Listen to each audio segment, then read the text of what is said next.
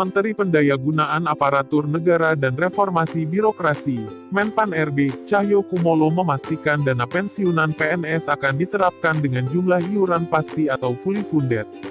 Terkait pemberian jaminan pensiun, pemerintah akan melakukan reformasi sistem pensiun berdasarkan iuran pasti, kata Cahyo beberapa waktu lalu.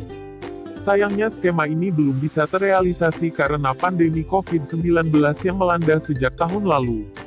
Pemerintah fokus melakukan refocusing anggaran untuk kesehatan dan bantuan sosial, Bansos. Sebenarnya ada pada awal Januari tahun 2020 sudah ada inisiatif mengadakan rapat di Kemenkeu, yang undang Pak Mendagri dan kami juga untuk bahas detail, katanya.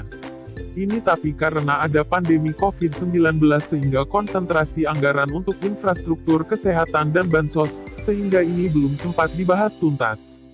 Sementara itu, Direktur Jenderal Anggaran Kementerian Keuangan Askolani juga mengatakan, perubahan skema pensiunan telah selesai dibahas dan saat ini tinggal menunggu penyelesaian pembahasan peraturan pemerintah, PP. Nanti ditunggu resminya dari pemerintah pada waktunya, ujar Direktur Jenderal Anggaran Kementerian Keuangan Askolani kepada CNBC Indonesia, Jumat lalu. Perubahan skema pensiunan ini dilakukan sebagai salah satu langkah untuk memberikan uang pensiunan yang lebih besar kepada PNS saat habis masa kerjanya. Selain itu, skema terbaru ini juga akan mengurangi beban APBN. Saat ini, APBN harus mengeluarkan anggaran sekitar 120 triliun rupiah setiap tahunnya untuk pembayaran pensiunan. Pembayaran pensiunan ini setidaknya diberikan kepada pensiunan PNS TNI, Polri yang jumlahnya sekitar ke 3,1 juta orang. Kepala Badan Kepegawaian Negara, BKN, Bima Haria, menyebutkan pembahasan skema pensiun fully funded masih bergulir pembahasannya di Kementerian Keuangan.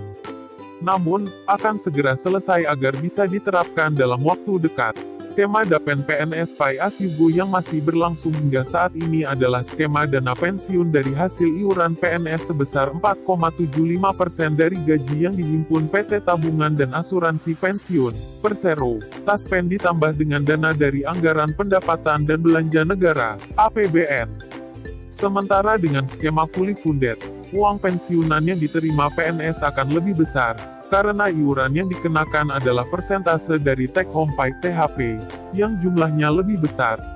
Sehingga yang pensiunan yang diterima jumlahnya akan lebih besar dari skema saat ini. Skema selain diambil dari persentase THP, ready forward pembayarannya juga akan dibayarkan patungan antara PNS dan pemerintah sebagai pemberi kerja. Ke depan sistem ini diubah fully funded, PNS akan bayar iuran sebesar persentase dari THP, bukan gaji, sehingga uang pensiun akan mendapatkan besaran yang lebih baik dari sistem Pai As You Go, kata Kepala Badan Kepegawaian Negara, BKN, Bima Haria beberapa waktu lalu. Skema Dapen PNS saat ini, kata Bima, membuat pembayaran iuran PNS sangat kecil karena dari gaji pokok. Sehingga saat pensiun mendapatkan tunjangan hari tua sekaligus yang jumlahnya dinilai tidak mencukupi. Menteri Pan-RB, periode tahun 2016 sampai tahun 2018, Asman Abnur, sebelum lengser dari jabatannya, sempat mengatakan salah satu negara yang bisa menjadi tolak ukur dalam melaksanakan skema pensiun fully funded adalah Korea Selatan. Menurut Asman, negara ginseng tersebut memberlakukan dana pensiun sebesar 20% dari gaji pokok, di mana 10% dibayar pemberi kerja dan 10% sisanya dibayar oleh PNS. Skema ini dianggap lebih baik dalam memberikan dana pensiun. Sebagai contoh, uang pensiun yang diterima PNS Korea Selatan mencapai $4.000 per bulan sementara uang pensiun yang diterima $350 per bulan. Tapi catat, mereka bukan memotong gaji. Tapi masing-masing pemberi kerja dan pemberi kerja membayar iuran.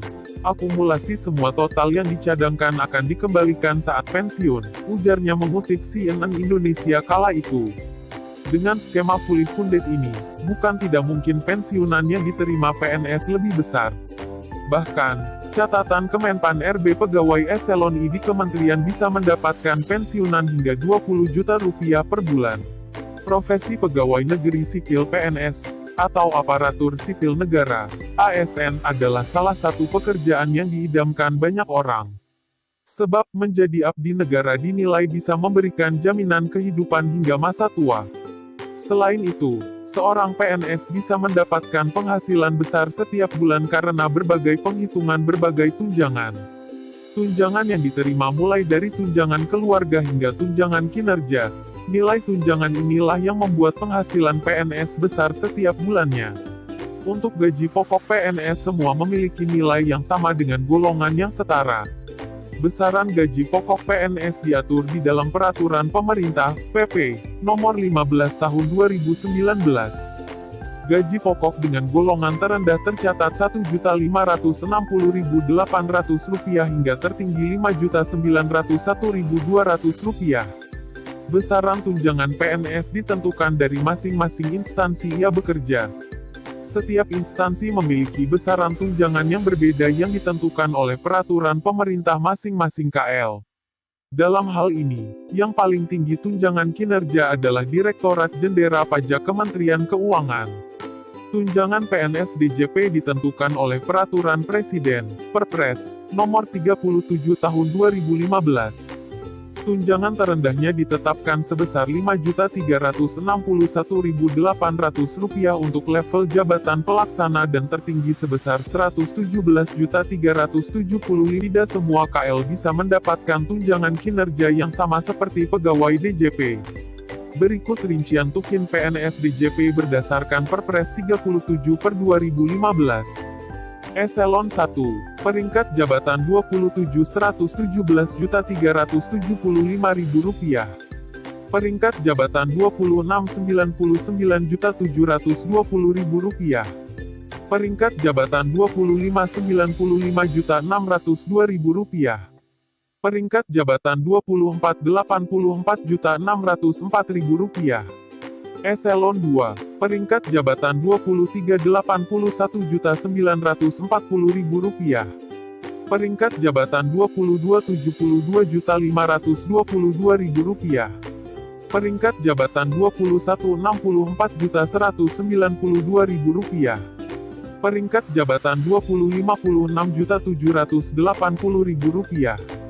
Eselon 3 ke bawah, peringkat jabatan Rp19.46.478.000. Peringkat jabatan Rp18.58.58.028.914.875. Peringkat jabatan Rp17.37.219.875 Rp27.914.000.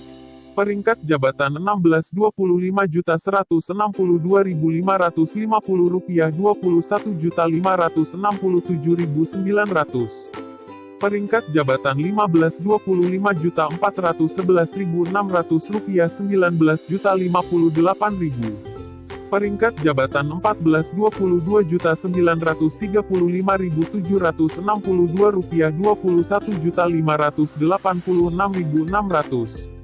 Peringkat jabatan Rp13.17.268.600 Rp15.110.025. Peringkat jabatan Rp12.15.417.937 Rp11.306.487.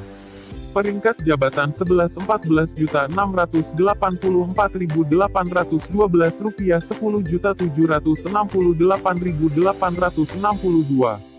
Peringkat jabatan Rp10.13.986.750 Rp10.256.950. Peringkat jabatan Rp9.13.320.562 Rp9.768.412. Peringkat jabatan Rp8.12.686.250 Rp8.457.500. Peringkat jabatan Rp7.12.316.500 Rp8.211.000. Peringkat jabatan Rp67.673.375.